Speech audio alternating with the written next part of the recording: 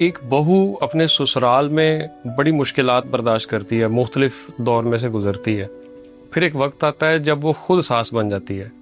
अब चूंकि उसके जहन में अपनी मुश्किलात होती हैं तो वो अपनी बहू के साथ भी वही हालात रिपीट कर देती है। तो ये सर्कल कब तक सर चलता रहेगा और ये कैसे ठीक हो सकता है? एक गैरतमंद मर्द जिस दिन आ गया उस खानदान में सर्कल टूट जाएगा। गैरतमंद मर्द? बस एक। यानी जहाँ पे ये हो रहा है वहां पे मर्दों में गैरत नहीं हो सकती? नहीं हो सकता। बात तो तल्ख है लेकिन सच है ना।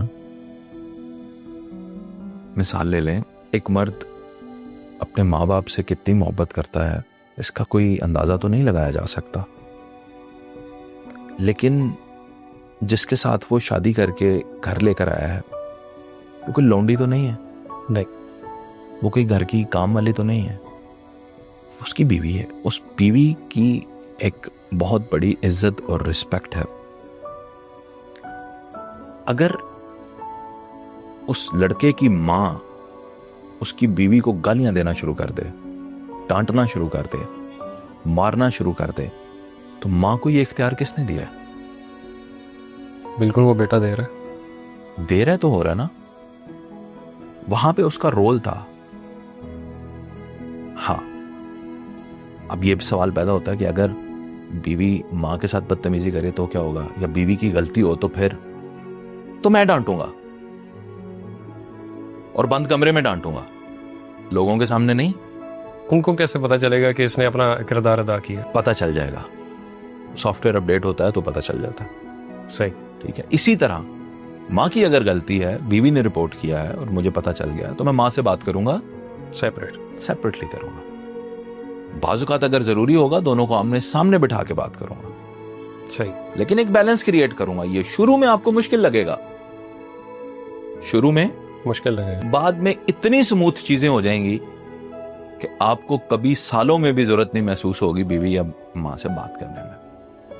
प्रॉब्लम वहां पैदा होती है जब शोहर आगाज के दिनों में होने वाले बहस व मुबाहिसात के अंदर इंटरवीन नहीं करता। सही। जब वो मुदाखलत पहले से करना शुरू कर देगा तो उसे अब यहां पे उसे अपना इख्तियार चाहिए। बिल्कुल। कि मैं डिसाइड करूंगा कि किसको डांट पड़नी चाहिए या किसको नहीं पड़नी चाहिए।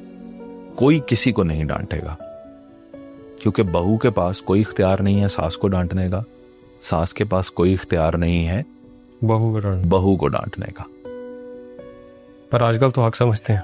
हाँ जी, हक कहां से आ गया भाई? आपने मिसाल ले लें, आपकी बीवी ने आपसे शादी की है ना जी, तो अब मतलब आपके साथ उसे ये सारे रिश्ते डांटने वाले फ्री में मिले हैं। उसको बेटी कहते कहते रगड़ देते हैं उसे। उन्हें बेटी, ये तो मुझे जुमला ही बड़ा मुनाफिकाना सा लगता है कि ये मेरी बहू नहीं बेटी है। मैं इस जुमले को नहीं मानता। कोई किसी की बहन नहीं होती सगे भाइयों के अलावा, कोई किसी की माँ नहीं होती सगी माँ के अलावा, कोई किसी का बाप नहीं होता सब सगे बाप के अलावा, कोई किसी की बेटी भी नहीं होती। ठीक है, ये सारे रिश्ते जो अल्लाह ने दिए हैं, तो जहां अल्लाह एक एक दे सकता था, तो जिनको हम चचा कहते हैं, जिनको हम ताया कहते हैं, मामू कहते हैं, तो अल्लाह बता देता ना हमें कि ये सारे भी बाप के दर्जे रखते हैं। हमें यह जरूर पता चला कि एक रूहानी बाप होता, वो उस्ताद होता, उसको दर्जा क्या देना है? रूहानी बाप, रूहानी उस्ताद है। तो सर ये बताएं कि अगर घर में बाप भी जिंदा है, घर का सरप्रस्त वही है, बेटे की शादी होगी और ये क्लैशेस शुरू हुए हैं, तो वहां पे लड़का अपना किरदार कैसे अदा करेगा? अगर वो बोलेगा तो वो समझा जाएगा कि बोलना तो पड़ेगा ना भाई। चुप रहकर घर तबाह होते हुए देखने से बेहतर है बोलें और उसको ठीक करने की कोशिश करें। और जिसने सारी जिंदगी ताबेदारी की और अब बोलने लगा, सारी जिंदगी ताबेदारी ही करनी है, माँ बाप के आगे उफका है, ताबेदारी ही करनी है। लेकिन जायज बात तो आप बता सकते हैं माँ बाप को। अदब में रह के भी बता सकते हैं। अदब में ही रह के बताएंगे। अदब में रहकर बता सकते हैं का क्या मतलब? आप यही कहेंगे, मेरी प्यारी माँ जी, मैं आपको ये बात बताना, मेरी रिक्वेस्ट है, प्लीज इसे सुन लें। प्यार से ही बताएंगे इसी तरह फिर। लेकिन हौसला हिम्मत रखना ना, बीवी को भी ऐसे ही बताना, मेरी प्यारी बेगम साहिबा, ਉੱਥੇ ਤੁਹਾਡੇ ਗੁੱਸੇ ਜਾਗ ਜਾਂਦੇ ਨੇ। बैलेंस करना सीखें नरौ साहब।